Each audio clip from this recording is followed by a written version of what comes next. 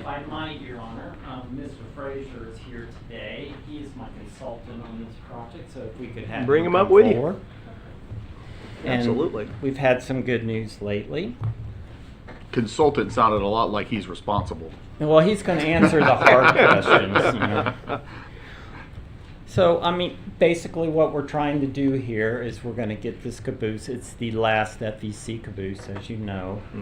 And our society's going to bring it down here. We're going to restore it, and we're basically going to run a railroad on that property. We're going to call it the Port Orange Railroad. And we're hoping to create an experience and include the depot in that experience, putting a museum and gift shop and maybe even some kind of food service there. We haven't decided exactly, but what we want to do is we want to emphasize the history of the citrus industry here in Port Orange, something that I think has been forgotten quite a bit. So the first step is getting that caboose down there. We went down to Pahokee, lovely Pahokee in August. No shade in sight, but we did look at the caboose, and here's the thing about it. It's in a little bit worse shape than what we anticipated. So I don't think that the FEC is going to allow us to restore it on their property, because we were thinking that maybe we could fix the roof and then they would paint the outside, but it turns out we're going to probably have to take some of that interior out. And when we got up in there, the floor, part of the floor had collapsed. So we're going to have to replace that floor. I'm trying to draft the Wood Carvers Association, get involved with that, but we'll see how that goes anyway. We're going to have to replace that floor, but what we'll do is we'll take that wood out and we'll use it for fundraising.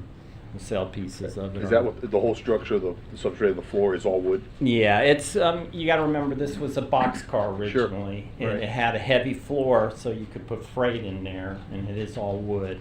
So we're going to have to reproduce that wood, so for it to be process. safe. But I mean, we believe that we will have a great project here, something that all Port Orange can be proud of. And we were talking, or you guys were talking, and Mayor Alan Green was talking about looking 20, 30 years ahead. Well, we're looking 100 years ahead. We want that building to be there.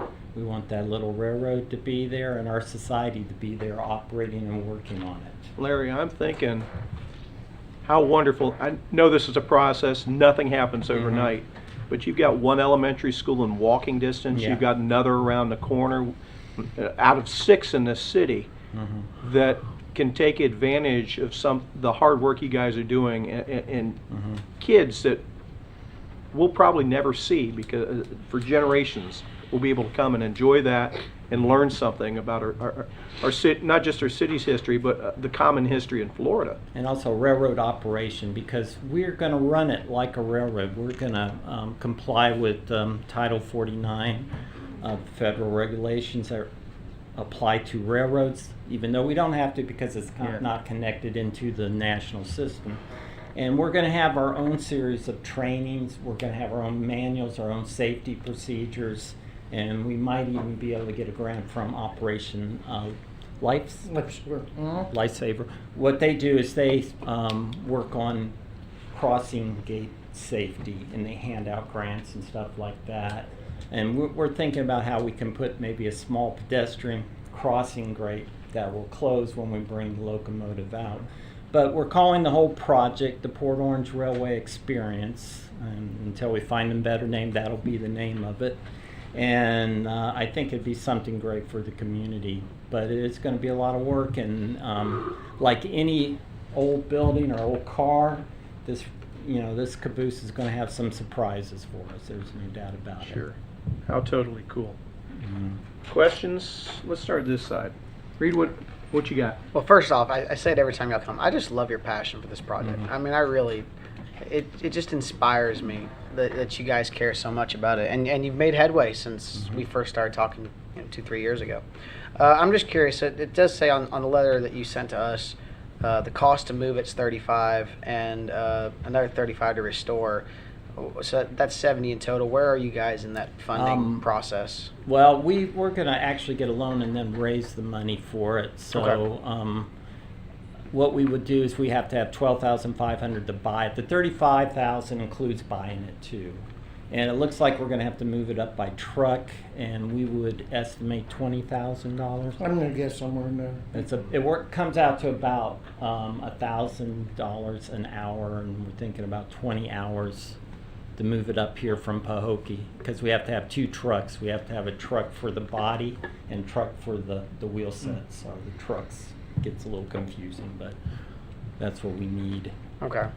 Yeah, I was And- just curious about the funding side of that. Just Yeah. just Or- because, not trying to be pessimistic, just trying to kind of think it all the way through. Is you'd hate to see you move it up here and then stall with restoration because we don't have the other 35,000. So that's Well, why. we're going to do our best, and we are going down to the Florida East Coast Railway Society convention, and we're going to try and solicit help down there and do whatever we can to raise funds. One of the things we're going to try and do is we're going to market based on this book. I don't know if you've ever heard of it. It's called Chuggy and the Blue Caboose, and it's a story of Chuggy, who saves the day by saving the Streamliner train by getting the snowplow out, but the Blue Caboose is the one who convinces him to do it. So we're calling our caboose now Lucy, based on that story, and we think that's a great way to market it to the families. So Does that mean you're going to paint the caboose blue? it has to be blue. Okay. It was blue originally. I mean, it will be blue probably with yellow markings and tiger stripes on both ends. Nice. Is the best paint scheme that I've seen. But yeah, it's going to be a risk to raise it. I don't know if we can raise it, but I believe we can. And I think we'll have a lot of attention from the society when we go down there. And we will even talk to, if I didn't mention, did I say about the FEC? Yeah, Okay. well, FEC will have their CEO there. He's the keynote address speaker on Saturday night. Usually at those conventions, you get a lot of access to the top operating officers of the railway. About the only time of the year you can get it, and a lot of things happen from that event. And You this never is the- know. Some of these things might draw the interest of help from state representatives. Who knows? Might end up on the radar somehow.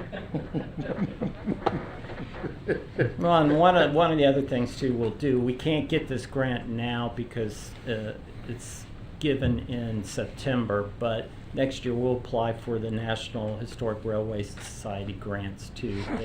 And I don't think that's a matching grant, if I remember No, that one correctly. isn't. There's several others. There's Trains Magazine has a grant out, $10,000. Sometimes people come alongside and match those grants, depending upon the project. And, you know, we're going to try our outreach to the community. We have some ideas for raising money, like buy a tie.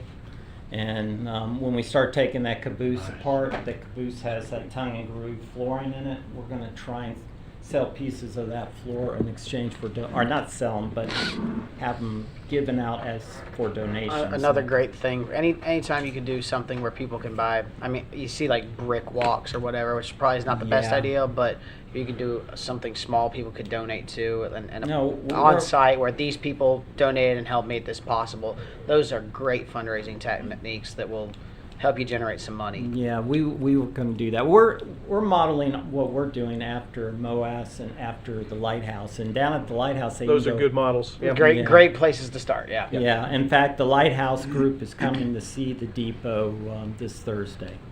But they have even a place where they hand out bricks for their employees. Their volunteers who work 500 hours, you get a brick there, and it's a separate place on their walkway. So that's also a good idea. But that's one of the other things. Also, we are going to have to be able to put a sign up there, and we're going to have to recognize our bigger sponsors. Sure. You know, and especially when it comes to, you know, we'll have to come back to the council and talk to you about maybe some naming rights. Like, if we can find a big enough sponsor who wants to pay for most of that restoration of the caboose, I have no problem naming it after them. You know, we will look around and see what we can do on that. You good? I'm good. Chase, what you got? No questions. I'm excited about it. They'll hope to get an invite to the unveiling. Okay, we are too. Scott? No questions. I agree with Councilman Foley. You guys' passion and drive for this is awesome, and hopefully it'll. Well, I know it will be. It'll be a lesson and a model for others that want to do things in their communities to put forth this kind of effort and passion and drive towards it. So we look forward to it. Appreciate you guys coming tonight. Yeah, I love this. I mean, I'm glad you guys are spearheading it. It's awesome. I just can't wait to see it. We got anybody from the public wants to speak to this? There being none, back to us. One quick question for you. Go ahead. Sorry, Yeah. Mayor. The wood that's got to go back in. Is that a certain kind of wood? Or No, that wood's not gonna go back in. No, I'm not saying the wood that's going to. But when you guys refinish it on the inside, you're going to redo it in wood. Yeah, what they did, okay, it was a boxcar, and then in the 60s when I think it would have been the 60s, they made that caboose. It could have even been before that. I've not been able to get a date on it. Most of the wood that's on the interior is just simply plywood. Okay. It wasn't very fancy, and it's just made out of plywood, but it'll be replaced Yeah, in kind with what was there. and what they did there when they built the caboose, or they converted it, they put a thin layer of fiberglass, and that's part of the Got problem it, with the okay. car that caught water in it, and that's where we have a lot of the rust. So we're gonna have to take Gotcha. that all out, unfortunately. Okay. We were hoping we wouldn't, but we do. Yeah. Well, you want to make it safe. Yeah, and we also, one of the most important things is to keep it moving. And so it's just better to preserve it that way Yep. when you have something moving. And that car's suffering. We told you last time we thought it was on the track 3 years ago. When we talked to the owner, when we went down there, it was 6 years ago. So that car's showing a lot of signs of having sat there. Mhm. But still a great piece. Understand. And just one last thing I'm going to say. For the first time, the society recognized us in their magazine. This is the Speedway magazine that the Florida East Coast Railroad Society puts out, and they talked about the improvements that the city did to the depot recently. So that's Away good. we go. Yep. Nice. You guys good on this end? Yeah. Chase, you had something else? Yeah, just a quick question, Larry. If somebody wants to donate, if somebody's watching on here, or we can spread the word, how do they go about doing that? They'd have to contact us. We're going to start a GoFundMe campaign for it to start with, but they can contact we have contact information on our Facebook, and then contact me. It's on there. What's the name of the Facebook page they can find it It's on? Port Orange Railway Society Facebook page. And you'll be at the Family Days, I'm We'll sure, be at right? Family Days, and we attend all the rail fairs over in DeLand at the fairgrounds too. So, Okay. yep. Will you leave your card, or just contact info with the clerk? Sure, I'll leave. I'll give it to Susan, and Robin will get it to us. I have your email if you'd like me to email the information Please to do. you. Silly Okay. question, but you guys are a 501c3 Yes. too. I thought so. I just Yeah, the only thing we're not qualified to do is sell things that require sales tax, but we are certified to take donations. We filed our letter and have it back from the IRS, and we are filed with Sunbiz. There is a PayPal button on the Facebook page to make a donation. Yeah. There you go. So that will be the easiest. There Very you go. good. There's the magic words. Council, anything else? Final comments? Call the roll. Councilmember Foley. yes. Councilmember Tremont. Yes. Councilmember Bastian. Yes. Vice Mayor Stelter. Yes. Mayor Burnett. I'm dragging up the rear like a caboose with my vote. That's a yes, 5-0. So Lucy's coming to Port Orange. All right. Thanks, Larry. Outstanding. All right.